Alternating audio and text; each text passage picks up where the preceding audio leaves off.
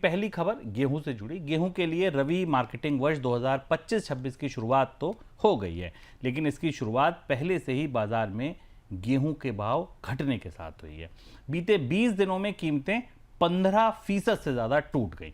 देखिए, ये फेनोमेना तो नॉर्मल है कि नई आवक आती है तो कमोडिटी की कीमतें टूटती हैं, चाहे फिर वो कोई सी भी कमोडिटी हो कि नई फसल आएगी तो कीमतें टूटेंगी। लेकिन ये जो गिरावट है ये काफी तीखी है।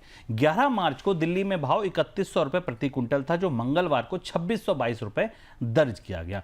मंडियों में नई फसल की आवक शुरू होते ही कीमतों में गिरावट आई है। इस साल देश में गेहूं की रिकॉर्ड उपज का भी अनुमान है, साथ ही केंद्रीय पूल में भी स्टॉक पिछले साल से ज्यादा है। इस वजह से भाव में गिरावट है। सर, इस खबर को दोनों तरफ से समझना चाहेंगे। पहला तो ये कि ये गिरावट महंगाई के चश्मे से देखें तो कितनी बड़ी राहत है, और दूसरा, क्या आने वाले दिनों में जैसे सरकार कुछ कमोडिटी में जब बेतहाशा गिरावट आती है, भाव एमएसपी के नीचे चले जाते हैं तो सहारा देती दिखती है। हमने हाल में भी देखा।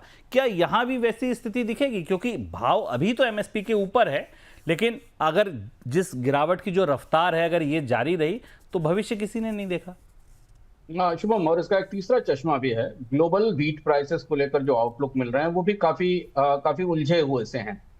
जिन आउटलुक्स में दिख रहा है कि अंतर्राष्ट्रीय स्तर पर गेहूं की कीमतें बढ़ने की संभावना है, खपत और मांग बढ़ने की संभावना है। लेकिन हम भारत से शुरू करते हैं। गेहूं की कीमत में ये तेज गिरावट है। फसल की आवक से पहले आमतौर पर गिरावट होती, पर इतनी तेज गिरावट नहीं दिखती है। और ये रिजर्व बैंक के लिए महंगाई नियंत्रण की दृष्टि से एक राहत की खबर है, क्योंकि हमने पिछले पूरे 2-3 साल में आमतौर पर कोविड के बाद से जो सालाना आधार पर वीट की इन्फ्लेशन देखी है, वो खाद्य महंगाई की दर से ऊपर ही देखी है, 7 से 8% रिकॉर्ड फसल उत्पादन पिछले साल भी था, उससे पहले भी था, लेकिन उसके बाद भी ऐसा हुआ है। तो पहली बार हम इतनी तेज गिरावट देख रहे हैं गेहूं की कीमत में। इसका असर हमें ये तात्कालिक है, या इसके का रिएक्शन बाजार में ये होगा कि किसान गेहूं बेचने नहीं निकलेंगे मंडियों में या सरकार के खरीद केंद्रों पर, यह हमें बाद में दिखाई देगा। क्योंकि असल में जब गेहूं की कीमतों में बहुत तेज गिरावट आती है तो इसका असर बाजार में सेंटीमेंट पर भी पड़ता है। दूसरी जो बात महत्वपूर्ण है वो देखने वाली ये होगी कि गेहूं लंबे समय बाद अब इतनी तेज गिरावट की चपेट में दिखता है। हालांकि अभी जो एमएसपी का लेवल है उससे गेहूं की कीमतें ऊपर हैं, लेकिन हाल में ही सरकार ने इस बात का फैसला किया था कि कुछ फसलें जो बाजार में एमएसपी से नीचे चली गई उनकी सरकार एमएसपी पर खरीद करेगी, खासतौर से उसमें दलहन फसलें भी हैं। तो गेहूं तो सबसे बड़ी फसल है भारत की। अगर इसकी कीमतें ज्यादा टूटती हैं तो क्या सरकार पर दबाव होगा कि वो इसमें किसी तरीके का बोनस डिक्लेयर करे या कोई कोशिश करे? ये हमें आने वाले समय में देखना होगा। धान के मामले में हम ये देखते चले आ रहे हैं। तो ये यहाँ से एक दिलचस्प मोड़ आता है गेहूं में।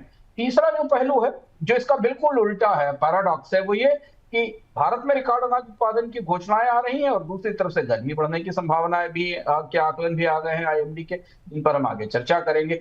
इस स्थिति में अंतर्राष्ट्रीय एजेंसियां ये मान रही हैं कि भारत में गेहूं की यील्ड या उत्पादन में पिछले साल के मुकाबले कमी आएगी। मैं भी फूड एंड एग्रीकल्चर ऑर्गेनाइजेशन और एग्रीकल्चर मार्केटिंग इंफॉर्मेशन सिस्टम है, जो AMIS है, जो आमतौर पर वीट के प्रोडक्शन का फोरकास्ट करता है पूरी दुनिया में, उसने जो ताजा डेटा मार्च में जारी किया था, उसके हिसाब से उसको ये लग रहा है कि भारत में गेहूं के उत्पादन में थोड़ी सी कमी आएगी, या वो पिछले साल के स्तर के बराबर ही रहेगा, क्योंकि गर्मी का और तापमान बढ़ने का असर भारत में गेहूं की यील्ड पर पड़ेगा। अंतर्राष्ट्रीय स्तर पर भी गेहूं की कीमतें फिलहाल दबाव में है, लेकिन ये माना जा रहा है कि आने वाले समय में तेजी आएगी, क्योंकि गेहूं की मांग और खपत में आने वाले वर्षों में आने वाले महीनों में बढ़ोतरी होने की संभावना है।